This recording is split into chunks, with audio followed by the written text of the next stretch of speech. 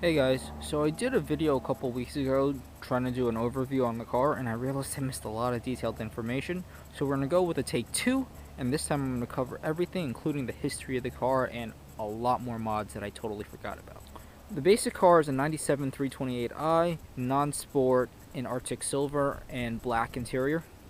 The original owner was in Germany, so this was a special ordered car, and there's actually a BMW individual line code on the options, but I believe that's because it was a US spec car that was ordered in Germany. Drew me to this car is the slick top part of it, and basically I wanted a little more rare and unique E36 that would be a good basis for a track car. I know this was a military car because it was first registered in a US territory in Guam in 2000 with about 30,000 miles on it. Then from there it bounced to Virginia, Florida, Missouri, Kansas, basically where you would find Air Force bases or military bases, and it even went to Hawaii. And I know that because if we look down here, there's a Hawaii inspection stick, which is a nice little part to the history of the car. It ended up in Northern Virginia in around 2014, and I think that's where this guy retired, the original owner. And another neat little tidbit is that is a Department of Defense parking pass dated for 2014. In 2014, I believe the guy retired. His car had about 200,000 miles on it, and the guy just sold it off to the second owner. Now, the second owner, the history is kind of funky because the guy only had it for 2 months, and when I bought it, the clutch was absolutely shot. So I think the guy really taught his wife how to drive a manual on this thing, and then he wanted another M5 and just promptly got rid of it. So I picked it up with not that many issues. It needed a clutch, like I said. The driver's seat recline gear was completely shot, and it was gangster leaned all the way back. And it had a bunch of dash lights out. There weren't any dash lights on, but like the turn signal light didn't work, a couple of the backlight bulbs were burnt out, etc., etc.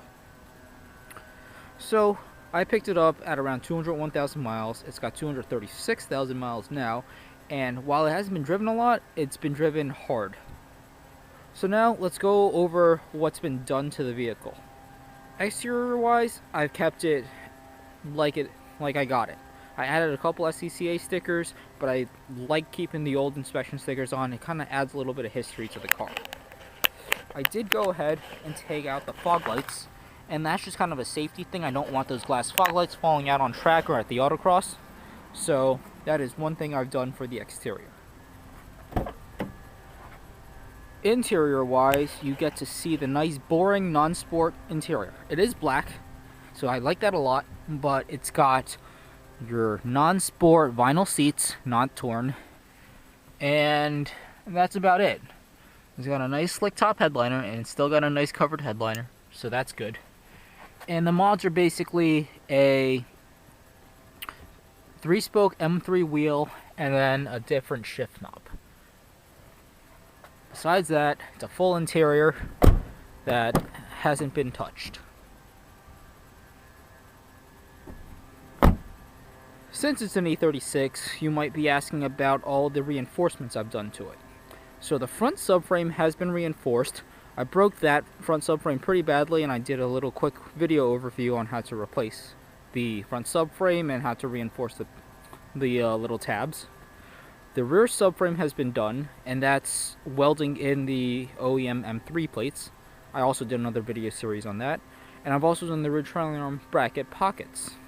I haven't touched the rear sway bar tabs on the rear subframe, but that's because I don't run a big sway bar in the back there. I run the stock 15mm non-sport, so I do not need that tab reinforced.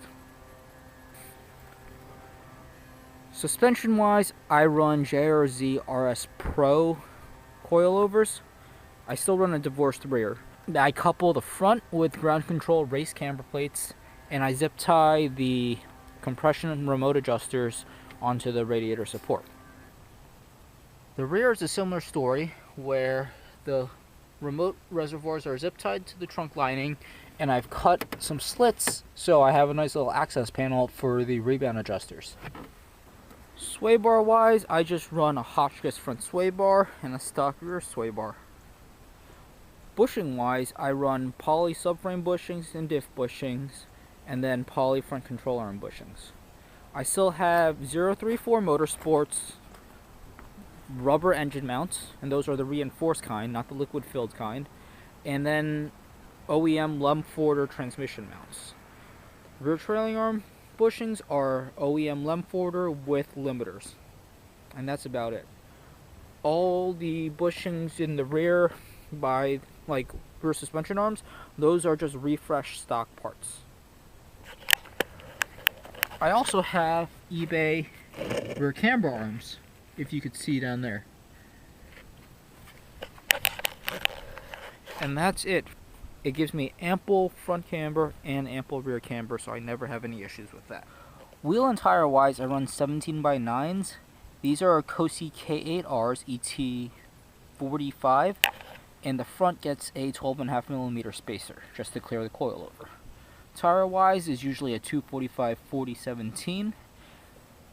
A slight roll just to clear some different tires, and if I like mess around with wheels. But that's that. The tires are a Falcon Azenis RT660, which is a newer 200 treadwear. I like these a lot, and they actually drive a lot like Bridgestones. But usually I'll just hop around Bridgestones, Rivals, these Falcons now, and I would like to try the new Yokohamas. Brakes are completely stock. They're single piston, yada yada yada. They fit under the stock 15-inch wheels, but they've handled the track duty just fine. I run ATE Typ200 fluid and Powerstop Track Day Spec pads.